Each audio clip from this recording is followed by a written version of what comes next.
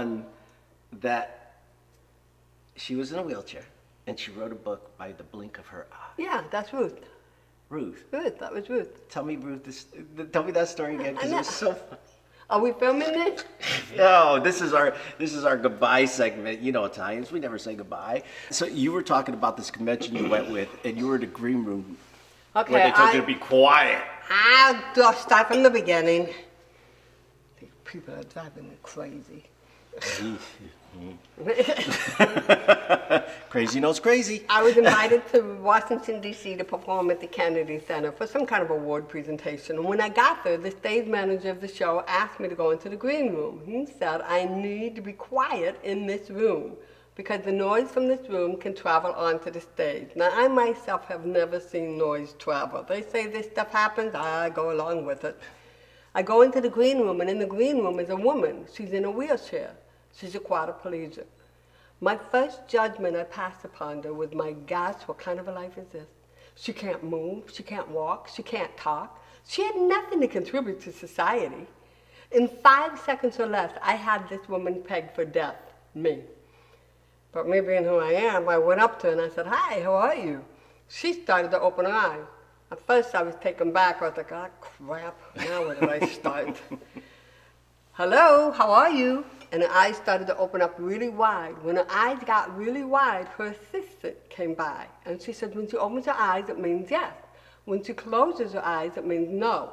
I said, great, I spent my whole life learning how to read lips. Now I got to go to school for some eyelids over here. When I said that, the woman in the wheelchair started to laugh. It was a horrendous sound. It was a but to me, it was the most beautiful sound I ever heard. I realized right then and there I can communicate with her. Now, what better person to tell all your jokes to than someone who cannot heckle you? So here you have Ruth and I in the middle of this green room, and all you can hear is this, and well, come on, Ruth, let's get some dancing shoes on. Let's get out of here. And she's, stage manager was screaming, get that deck broad away from the quad. That night, Ruth received an award. She wrote 2 top-selling books with a blink of an eye. Wow. With today's technology, she too had the computer. It's called a wood board. You hook it up to the chest. The wire goes up to the eyelids. She sees the letters she wants. She blinks her eyes. It goes into the computer. 2 top-selling books. I haven't even read a book then. I graduated from high school with a 1-point average. Nobody bothered to tell me we were collecting points. That night after the show, Ruth had a computer printout for me, and it said on it, thank you so much for making me laugh, but more than anything else, thank you for treating me as an equal to anyone else. Well, I took that piece of paper and I wrote on the back of it, and I handed it to her. I said, there, that's your bill for the entertainment. She's, Around the corner comes a gentleman in a wheelchair. He has cerebral palsy. He has no front teeth.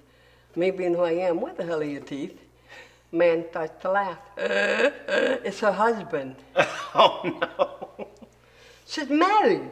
I couldn't believe it. I looked her square in the eye and I said, you know what, Ruth? I came in here tonight and I thought to myself, my gosh, what kind of a life is this? Only because I didn't think I could live it if I was in this situation. Then you wrote 2 top-selling books. I don't like to read. You're married. I can't even get a date. I said, I hope you get pink eye. Is that wrong? No, that's not wrong. That's great. I mean, that's the thing. We treat people as if they're not people that are in a wheelchair. They're just as human as everybody else. And all everybody wants is to be accepted. It's okay to say, hey, what happened to you? Hey, Yeah. what land did you hear? Yeah, exactly. You know, this has got a motor on it. What's the number one thing everybody wants? What do you think the number one thing is? Well, I can tell you, I don't know the number one thing, but... I'm going to say connection. Oh, come on. It's connection, whether it's Yeah. through love or whether it's for friendship, whatever it is, it's connection. So when somebody sees somebody that's different from them, from the time, kids will go, hey, how come you're in a wheelchair? Hey, how come you have a cane? Hey, they ask. But parents will go, no, don't, that's not nice. That's not nice, that's rude. No. Look, I hate to say it, they know they're in the wheelchair. They know they're using a cane. Get out of here. When did I get like, this wheel? Yeah, it's like, when did this happen? No, they know. So what's the difference? The difference is two able-bodied people say, hey, where'd you get the sweater? Where'd you get this? Or I like the color of your hair. Why can't you do that to somebody in a wheelchair? What is the difference? I remember, I don't know if you remember, I forgot what his name was. Remember that veteran who had all four limbs blown and a mine? Yes. And I was supposed to meet him. And so at a restaurant, and so he saw me and he goes like this with his arms, because that's all he had with that arm. So I did it back.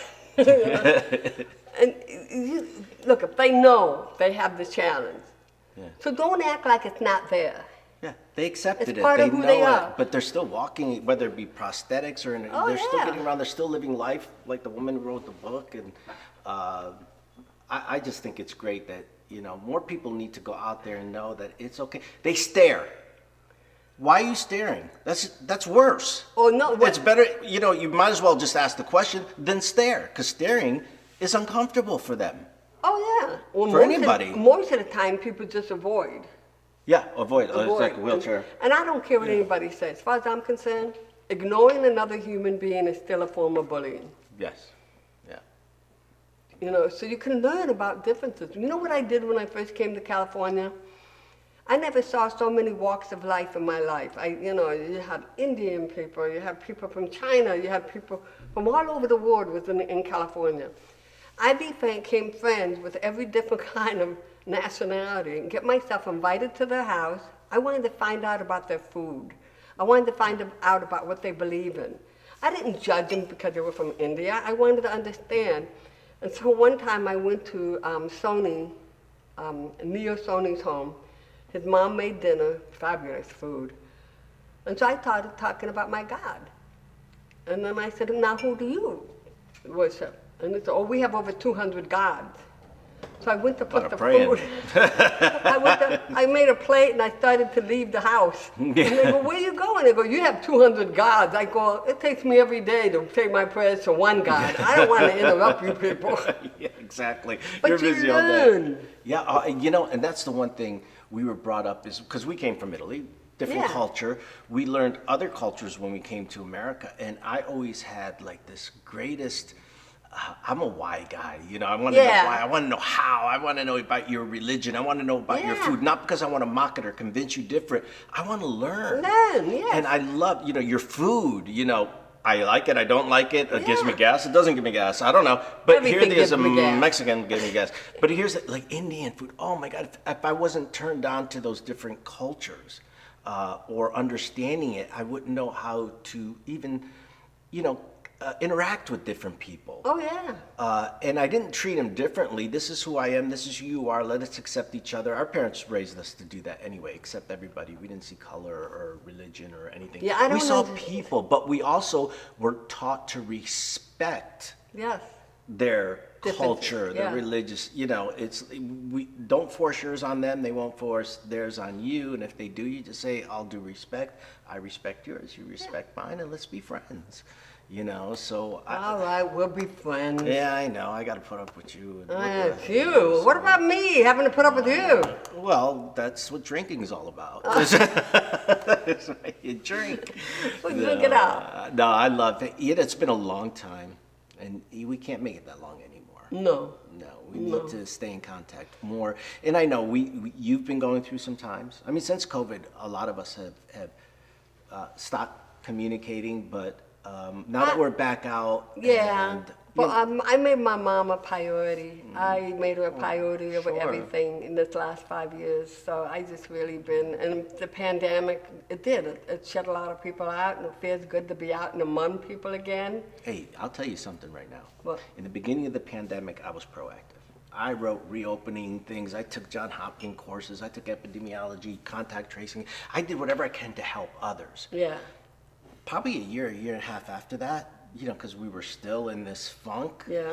I got into the funk. It finally got me because I gave so much of me. Yeah, you drained. And I wasn't able to communicate with other people. And I had a funk. I had worse depression than I already was because I do take already meds for anxiety and depression, being a lot that, we've been through. I know you can understand that. Yeah. Just recently, I started getting out of that funk. And it's every day is better and better. Yeah.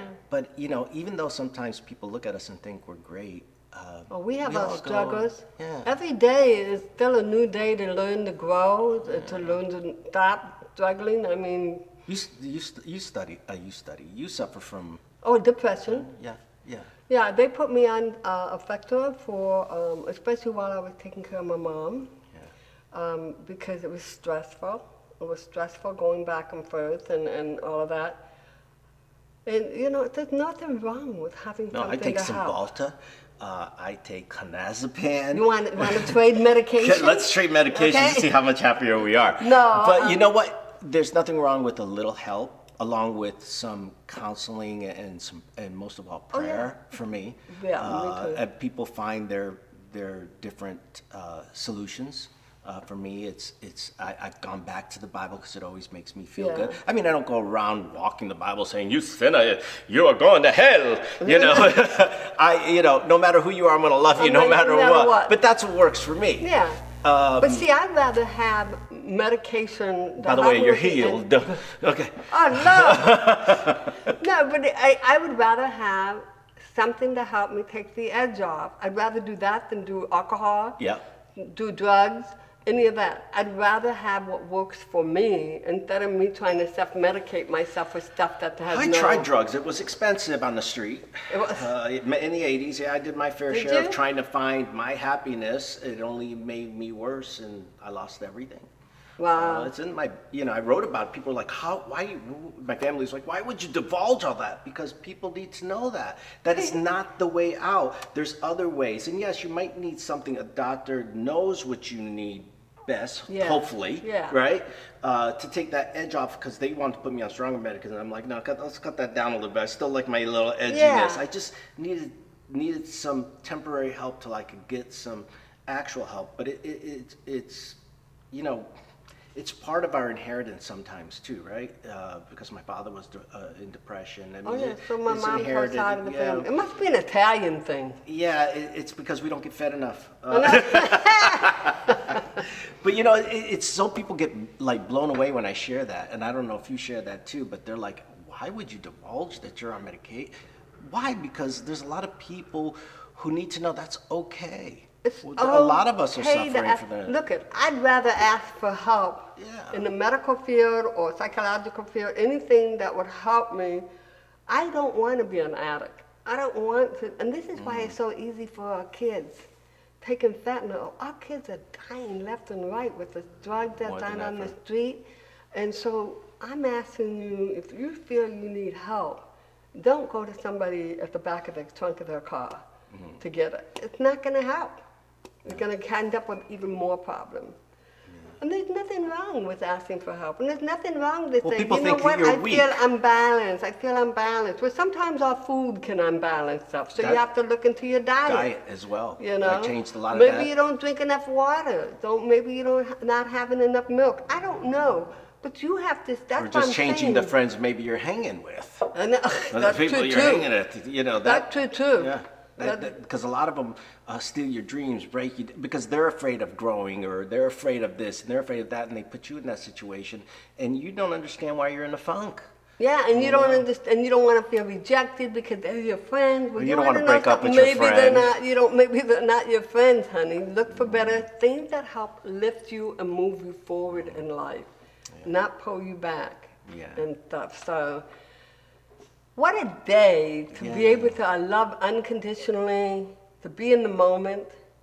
Yeah, and look at all the beauty around us, No matter where we go, we can find beauty. Oh, yeah. I'm glad you're here to share it with me for the next couple of days. I'm so grateful. That's why I snuck in a day early.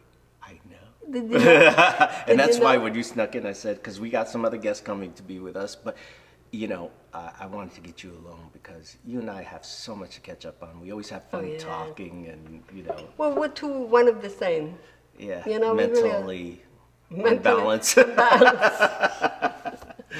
Hey, listen, I know we're going to chat some more. Okay. And it's going to be without something pointing at us. Isn't that pretty nice? Yeah, let's get rid of Hello, him. people. You know, I hate to say this, but I would like to have some time with my friend alone, okay? Naked. Because I just feel like there's eavesdropping going on around here. Yeah. I know it's a hearing person thing. I love you. Yeah. I love you too. I love you with all my heart. Mm. God is good to bring us together. Oh, yeah. Oh, I love it. I can't wait. I can't feel my bony ass. I never had an ass to feel to begin with.